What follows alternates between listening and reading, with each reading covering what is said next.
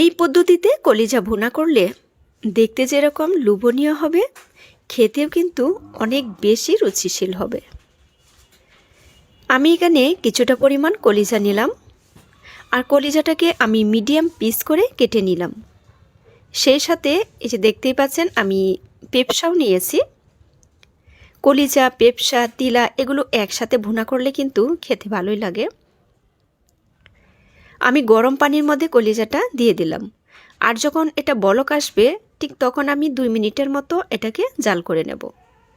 আর দেখতে পাচ্ছেন কি পরিমাণ ময়লা পানি হয়েছে। কলিজাটাকে এভাবে কিন্তু জাল করে নিলে ময়লাটা বের হয়ে যাবে। এখন আমি এটাকে নামিয়ে নিচ্ছি। নামিয়ে পরিষ্কার পানিতে এটাকে ভালো করে ধুয়ে নিতে হবে। আর কলিজার এক পাশে দেখবেন যে এরকম একটা চামড়া থাকে, একদম প্লাস্টিকের মতো মনে হয়। এই চামড়াগুলোকে কিন্তু সেদ্ধ করার পর আপনারা উঠিয়ে নেবেন, না হলে যখন খাবেন এটা কিন্তু একদম ছিঁড়ে না, যেন মনে হবে কোনো একটা প্লাস্টিক এরকম। তো আমি সবকটা উঠিয়ে নিচ্ছি। এদিকে ফ্রাই প্যানে তেল দিয়ে গোটা গরম মশলা আর পেঁয়াজ কুচি দিয়ে দিচ্ছি। একটু সফট করে একটু ব্রাউন কালার করে আমি ভেজে নিচ্ছি। এই পর্যায়ে দিয়ে দিচ্ছি আদা রসুন বাটা, দিয়ে আবারও একটু কষিয়ে নেব। লবণ দিয়ে দিলাম, ধনিয়া গুঁড়া, জিরার গুঁড়া, হলুদের গুঁড়া, মরিচের গুঁড়া। সামান্য পানি দিয়ে মশলাটাকে ভালো করে কষিয়ে নিতে হবে একটু সময় নিয়ে। আর যখন একদম তেলটুকু উপরে ভেসে উঠবে ঠিক সেই মুহূর্তে আমি কলিজাটা এর মধ্যে দিয়ে দেব।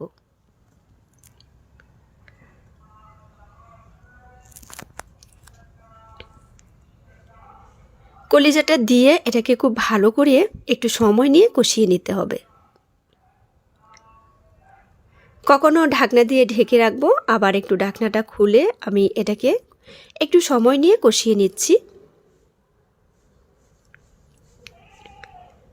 আর কষানোর মধ্যেই আপনার রান্নাটা অর্ধেক হয়ে যাবে। ঝোলের পানি দিয়ে এখন আমি বাকি রান্নাটা করে নিচ্ছি।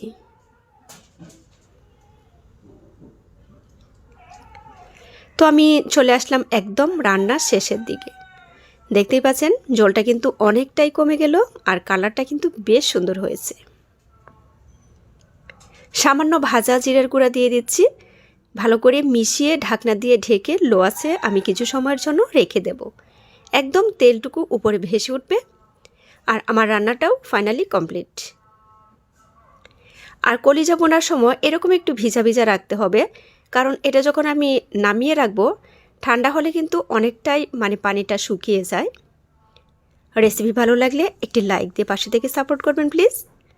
সবাইকে অসংখ্য ধন্যবাদ। আজ বিদায় নিচ্ছি, সবাই ভালো থাকবেন। আল্লাহ হাফেজ।